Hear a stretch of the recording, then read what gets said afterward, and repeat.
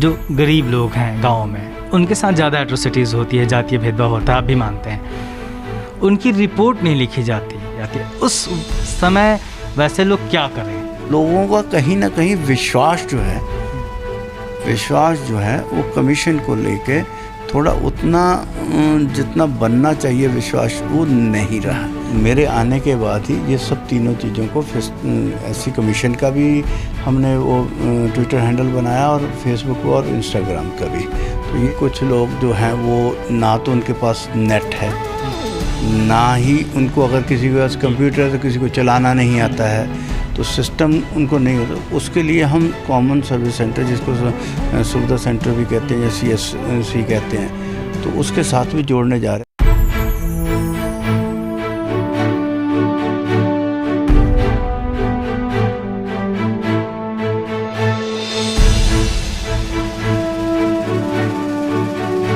हमारे साथ हैं राष्ट्रीय अनुसूचित जाति आयोग के चेयरमैन विजय सांपला जी। 24 फरवरी को इन्होंने पद संभाला था और तब से तकरीबन 3.5 महीने हो गए हैं और इस बीच में लगातार इनकी सक्रियता देखने को मिल रही है। सोशल मीडिया पे भी लगातार सक्रिय रहते हैं, लोगों के सवालों के जवाब देते हैं। इस बीच में नई पहल आयोग ने यह की कि 14 अप्रैल को एक ऑनलाइन शिकायत पोर्टल शुरू किया जो लगातार काम कर रही है। अभी 3.5 महीने हो गए आपको चेयरमैन का पद संभाले। इन 3.5 महीनों में आपने आयोग के काम को कितना समझा और क्या ऐसे काम हुए लैंडमार्क जिसको आप सोचते हैं कि हाँ आप 3.5 महीने में कर पाए? देखिए शुभदास जी, जब मैंने आपसे पहली बार मुलाकात हुई थी तब मैंने ज्वाइन ही किया था। तो मैंने तब आपको कहा था कि मेरी पहली प्रायोरिटी जो है वो लोगों को अपनी शिकायत दर्ज करने के लिए पोर्टल की जो है वो ज़रूरी थी, ताकि लोग कहीं से भी दिल्ली आने की बजाय पोर्टल पे अपनी शिकायत भी दर्ज कर सकें और अपना वो स्टेटस भी समय समय पर अपना वहाँ पर देखते भी रहें।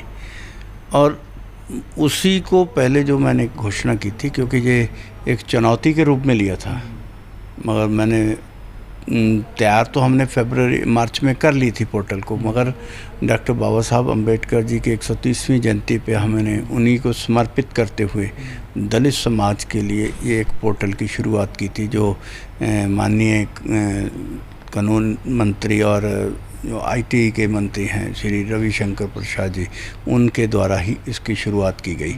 और अब इसको हम आगे, क्योंकि हमारी 1-2 मीटिंगें हो चुकी हैं, कि इसको CSC मतलब कॉमन सर्विस सेंटर में भी इसको इस सुविधा को मिल सके, ताकि कुछ लोग जो हैं वो ना तो उनके पास नेट है, ना ही उनको, अगर किसी के पास कंप्यूटर है तो किसी को चलाना नहीं आता है, तो सिस्टम उनको नहीं होता। उसके लिए हम कॉमन सर्विस सेंटर, जिसको सुविधा सेंटर भी कहते हैं या CSC कहते हैं, तो उसके साथ भी जोड़ने जा रहे हैं, ताकि एक नॉमिनल फीस 10, 20, 50 जो भी होगा उनकी कॉमन सर्विस सेंटर की, ज़्यादा से ज़्यादा 50 काम करें और वो उनके माध्यम से अपनी रिपोर्ट भी दर्ज करवा सकते हो, उसके माध्यम से भी, और उनकी जानकारी वो अपनी ID के साथ कहीं से भी। ये कैसे काम करेगा?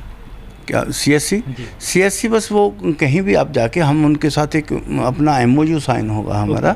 अभी उनके ऊपर मीटिंग चल रही है, 2 मीटिंग हो चुकी हैं अभी, और 1-2 मीटिंग में होना, क्योंकि बहुत सारी चीज़ों को हर जिले में ये काम करेगा, जिला मुख्यालय जिले में नहीं, हर गांव में काम करेगा। आपने देखा होगा कि गांव-गांव में एक सुविधा सेंटर बने हुए हैं, वो सुविधा सेंटर ही CSC हैं, उन्हीं के साथ जोड़ेंगे। पोर्टल हमने जो बनाया उसमें एक विशेषता ये रखी गई कि अभी तक पोर्टल में जितने भी आपने देखे होंगे, मैंने सभी के चेक किए, उसमें आप फाइल अटैच कर सकते हो, अपनी कंप्लेंट लिख सकते हो, या फ़ोटो या फाइल अटैच कर सकते हो। मगर इसमें हमने एक विशेषता ये दी है कि आप इसमें अपनी ऑडियो भी दे सकते हो।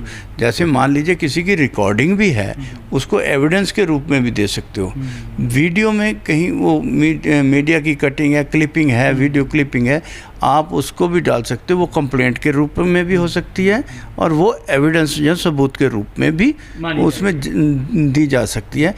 सर, आप सोशल मीडिया पे लगातार सक्रिय हैं, ट्विटर पे खबरों को देखते हैं, रीट्वीट भी करते हैं, सामने वाले से कम्युनिकेट भी करते हैं, कई मामलों का खुद से संज्ञान लेते हैं। तो अभी तक ऐसे कितने मामले थे जिसमें आपने, आयोग ने खुद से संज्ञान लिया किसी मामले का और उसमें इंसाफ दिलवाया? देखिए ऐसा मैं कोई गिनती नहीं बता सकता हूँ, क्योंकि डेली ऐसे 4-5 मामले होते हैं। क्योंकि वैसे तो ट्विटर पे या फेसबुक पे बहुत सारे आते हैं, मगर कुछ गंभीर होते हैं जिनको मैं खुद ही हैंडल करता हूँ, और मैं सोशल मीडिया को अपने तौर पर ही हैंडल करता हूँ। और जब भी मैं समय मिलता तो मैं देखकर उसको जवाब भी देता हूँ, और संबंधित अधिकारियों को उसको नोटिस देने के लिए भी भेजते हैं। रीट्वीट के माध्यम से भी हम उनको जवाब तलबी करते हैं, और उनको पत्राचार के जो भी हमारा नोटिस के रूप में भी जो होता है वो करते हैं। और इसमें जो पहले ये हमारा ना तो जो कमीशन का ट्विटर अकाउंट भी नहीं था, फेसबुक अकाउंट भी नहीं था, इंस्टाग्राम भी। तो मेरे आने के बाद ही ये सब तीनों चीज़ों को एससी कमीशन का भी हमने वो ट्विटर हैंडल बनाया, और फेसबुक और इंस्टाग्राम का भी। तो ये भी एक सोशल मीडिया, क्योंकि आज लोग सबसे ज़्यादा इसका इस्तेमाल कर रहे हैं, और ये एक आसान तरीका है अपनी कंप्लेंट संबंधित लोगों तक पहुंचाने के लिए, कम्युनिकेट करने के लिए एक आसान तरीका है। और उस आसान तरीके का उनको सही लाभ भी मिले, इसका काम भी हमने कमीशन में किया है। हाँ सर, बंगाल में आप काफ़ी सक्रिय हैं, इधर आपने लगातार दौरा किया, ट्वीट भी करते रहे, मामले को उठाते रहे, मीटिंग्स की। कहा जा रहा है कि बीजेपी बंगाल में चुनाव हारी, उसके बाद सहयोग वहाँ सक्रिय हो गया। देखिए, राजनीति में मैंने अभी बहुत सारे उतराव चढ़ाव देखे हैं, बहुत सारी सरकारें आती भी देखी हैं, जाती भी देखी हैं, मगर जिस तरह से बंगाल का घटनाएं घटी वैसा मैंने 1947 के बाद कभी नहीं देखा। क्योंकि चुनाव हारना, चुनाव जीतना एक प्रतिक्रिया है लोकतांत्रिक प्रक्रिया में। अभी थोड़ा बहुत छिटपुट 1-2 घटना होती हैं, चल जाती हैं, मगर यहाँ पर इतने बड़े पैमाने पे होगा कि अगर लोग 10,000 से ज़्यादा कंप्लेंट आती हैं, उसमें से 3,000 से ज़्यादा जो अभी तक मुझे ये कि बाकी सब कम्युनिटी के साथ हुआ कुछ ना कुछ, मगर सबसे ज़्यादा अगर हुआ तो वो एससी के साथ हुआ। सबसे ज़्यादा एससी की घटना ही सामने देखने को मिली, और मैं खुद विज़िट करके आया, और गांव के गांव उजड़े हुए देखे हैं, बाज़ार पूरा तबाह हुआ देखा है, और गांव के जहाँ कत्लो गैरत हुई तो लोग डर के मार गांव के गांव छोड़ के खाली बैठे। मगर यहाँ पर सरकार मूक दर्शक बनी थी। आज ही 13 मेल्स जो हैं मुझे सिर्फ बंगाल से हैं, 13-14 मेल्स बंगाल से आई हैं, जिसमें यही घटनाएं उनको उजाड़ दिया, घर से भगा दिया, और अभी तक उनका कुछ नहीं हुआ। ऐसे अभी भी घटनाएं मेरे पास आ रही हैं। सर, पंजाब में 24 ऑफिसर पुलिस डिपार्टमेंट के पीपीएस से आईपीएस बनाए गए, उसमें एक भी शेड्यूल कास्ट का नहीं था। आपने भी उस मामले को उठाया था, वो उसमें क्या हुआ? मैंने रिपोर्ट तलब की है, और रिपोर्ट में उनका क्या अभी जवाब नहीं आया, क्योंकि 15 दिन के नोटिस में दिया था कि 15 दिन के अभी उनको फिर तलब करेंगे, नहीं होगा तो फिर हम उनको बुलाएंगे। और इसी तरह पोस्ट मैट्रिक स्कॉलरशिप में भी है। पोस्ट मैट्रिक स्कॉलरशिप में जो हमने केंद्र को भी नोटिस दिया था, हमने स्टेट को भी नोटिस दिया। केंद्र ने अपनी रिपोर्ट भेज दी, और उन्होंने कह दिया कि हमने जो अपना 60% जो उनका बनता था अभी तक दे दिया, और पंजाब सरकार के पास 140 करोड़ हमारा पहले से पड़ा था, मतलब उनकी डिमांड से ज़्यादा पड़ा था। और उस 140 के बाद जितना भी उनके साथ जो बनता था, 229 करोड़ उन्होंने बनाया था, वो हमने बाकी भेज दिया। सो इसका मतलब पंजाब के पास पहले से केंद्र का पैसा पड़ा था, और पंजाब ने अपना पैसा भेज दिया, और अभी तक वो पंजाब सरकार ने हमें रिपोर्ट भी नहीं दी। आज भी न्यूज़पेपर में लगा है। तो ये भी हो गया। हमें यूनिवर्सिटी, पंजाब एग्रीकल्चर यूनिवर्सिटी में भी आया, तो वहाँ पर तो उन्होंने सीधा ही कह दिया कि वो तो कह रहे हैं कि हमारे पास रिजर्वेशन है ही नहीं है। अगर गवर्नमेंट के ऑर्गेनाइजेशन में नहीं होगा तो कहाँ होगा? ये ऑटोनमस बॉडी ये वो कर रहे हैं, ऐसे हमें बहाने बनाकर ये कहीं ना कहीं दलितों के साथ अन्याय पंजाब में बहुत बड़ी मात्रा से हो रहा है। हर स्टेट से ऐसी खबरें आ रही हैं। अभी हाल ही में उत्तर प्रदेश से खबर आई थी कि 6,000 जो रिज़र्व सीटें थीं वो नहीं दी गई, और जो आखिरी लिस्ट जारी की गई उत्तर प्रदेश सरकार द्वारा उसमें किसी की कैटेगरी ही मेंशन नहीं थी, और तमाम रिज़र्व सीटें एससी की उसमें एससी कैंडिडेट्स को नहीं दिए गए। उसको लेके काफ़ी पिछले दिनों बवाल मचा था। उसमें आयोग ने क्या किया? देखिए, इसमें हमने जहाँ पर उनकी रिपोर्ट उनसे भी मांगी हुई है, तो उसके लिए भी हमने नोटिस जारी किया। उनको भी 15 दिन के जो रिपोर्ट के लिए तलब किया है, और जैसे ही रिपोर्ट आएगी, जैसे पंजाब को दिया है हमने राजस्थान को भी दिया है। सर, एक चीज़ ये भी देखा जाता है आमतौर पे जो गवर्नमेंट के इंस्टीट्यूशंस होते हैं, तो जो जिस स्टेट में विपक्ष की सरकार होती है वो एजेंसी ज़्यादा सक्रिय होती है, जो केंद्र में सरकार होती है उस पार्टी की जो स्टेट में सरकार होती है वहाँ पे थोड़ा सा अनदेखा किया जाता है। ऐसा नहीं है, मैं आपको दिखाऊंगा कि आप अगर मेरे सोशल मीडिया पे देखेंगे तो अगर कोई यूपी की आई है, बिहार की है या मध्य प्रदेश की आई है, इन चीज़ों को छोड़कर हमने उस केस की गंभीरता पे, अगर आप मुझे ट्विटर पे फॉलो करते तो ये चीज़ें आपको देखने मिलेंगी कि कहीं भी कोई ऐसा नहीं। मेरी चिंता का विषय ये नहीं है कि घटनाएं कहाँ हो रही कैसे नहीं, सभी जगह पे हो रही हैं और सभी जगह हम अपना काम कर रहे हैं। जो गरीब लोग हैं गाँव में उनके साथ ज़्यादा एट्रोसिटीज़ होती है, जातीय भेदभाव होता है, आप भी मानते हैं, उनकी रिपोर्ट नहीं लिखी जाती। सबसे बड़ी समस्या ये होती है, जैसे हम लोग के पास रोज़ 2-4 फ़ोन हफ्ते में आ ही जाते हैं कि हमारी रिपोर्ट नहीं लिखी जाती। उस समय वैसे लोग क्या करें?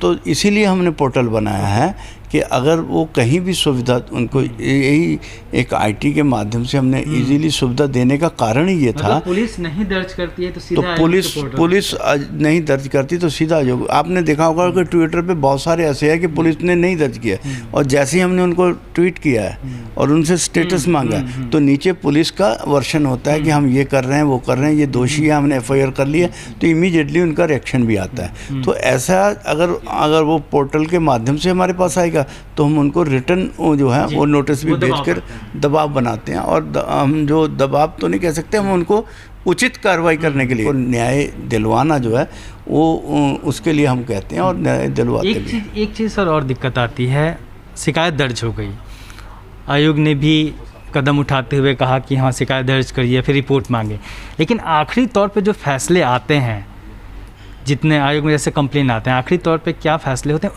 उसका कोई रिकॉर्ड नहीं होता है। तो क्या आप जब आए हैं तो ऐसी कोई रिपोर्ट हर 3 महीने 6 महीने पे साल भर में जारी करेंगे कि आयोग ने इतने लोगों को न्याय दिलवाया है इन मामलों में? देखिए, अभी हमने सभी जिलों को एक किस ज़िले में कितने केस हैं उसमें हमने 3 जगह पे भेजे हैं। 3 जगह पे अपने नोटिस हमने उनको एक परफॉर्मा भेजा है, नोटिस ने डिप्टी कमिश्नर के लेवल पे या डीएम जिसको बोलते हैं या कलेक्टर, और दूसरा पुलिस को, और तीसरा हमने जो सोशल वेलफेयर डिपार्टमेंट होता है जो इनकी देखरेख उनकी एट्रोसिटी के केसों के ऊपर अपना रिकॉर्ड अलग से भी रखता है, तो उन तीनों से रिपोर्ट मांगी, क्योंकि हम सभी ज़िलों में से एक रिपोर्ट ज़रूर मंगवाएंगे। वो डिप्टी कमिश्नर लेवल पर भी होगी, वो पुलिस के लेवल पे एसएसपी के लेवल पे भी होगी, वो डिस्ट्रिक्ट वेलफेयर ऑफिसर के लेवल, ताकि तीनों का आंकड़ा क्या है वो हमें ज़रूर दिया जाए। तब हम उसको अटॉर्नी जनरल से भी पूछेंगे कि आपके पास क्यों नहीं है इतने केस, फिर हम सरकार से भी पूछेंगे कि ये आपका आंकड़ा रखने का तरीका ठीक है या गलत है, उसके ऊपर क्यों क्वेश्चन उठा सके। हम क्या कर रहे हैं, तो हर महीने में हमारी क्या रिपोर्ट, हमने क्या क्या किया है, तो उसका संक्षिप्त, हम वो तो नहीं कह सकते, पूरा विवरण तो देना संभव नहीं है, इतना बड़ा मैगजीन नहीं छपा जा सकता, मगर एक संक्षिप्त वर्णन कुछ 2-4 लाइनों के साथ हम एक न्यूज़ लेटर ज़रूर निकालेंगे। इसी महीने से हम मई से ही शुरू करेंगे, अप्रैल मई का पहला एडिशन निकलेगा, उन लोगों तक जानकारी देने के लिए होगा। तो ये धीरे धीरे इसमें सुधार भी होंगे, आप सबके सुझाव भी आएंगे, उसको सुधार भी करेंगे। तो इस महीने से ही हम शुरू करने जा रहे हैं ताकि लोगों को हमारी ये भी पता लगे कि हम क्या कर रहे हैं। उससे क्या कर रहे हैं दिखाने का मतलब होता है कि लोग उससे प्रेरित होकर अपनी समस्या और ताकि पहुँचे, क्योंकि जब से मैं आया हूँ मैं देख रहा हूँ सोशल मीडिया पे भी, तो लोगों का कहीं ना कहीं विश्वास जो है वो कमीशन को लेके थोड़ा उतना जितना बनना चाहिए विश्वास वो नहीं रहा।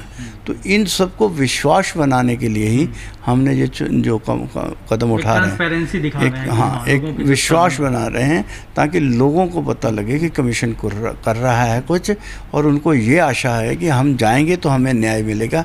इस विश्वास को पैदा करने की कोशिश की है। तो ये थे विजय सांपला जी। और निश्चित तौर पे जो सुविधा केंद्र है वहाँ पे, हर गांव में जो सुविधा केंद्र है वहाँ पे जिस तरीके से आयोग ने कदम उठाया है कि आने वाले दिनों में लोग वहाँ भी कंप्लेन दर्ज कर सकेंगे, उन कंप्लेन को सीधे अनुसूचित जाति आयोग देखेगा, वो निश्चित तौर पे एक बहुत बड़ा कदम है। और उससे गांव-गांव में हर किसी को, एक गरीब से गरीब व्यक्ति को न्याय पाने में सहूलियत मिलेगी। आप देखते रहिए दलित दस्तक। जय भीम।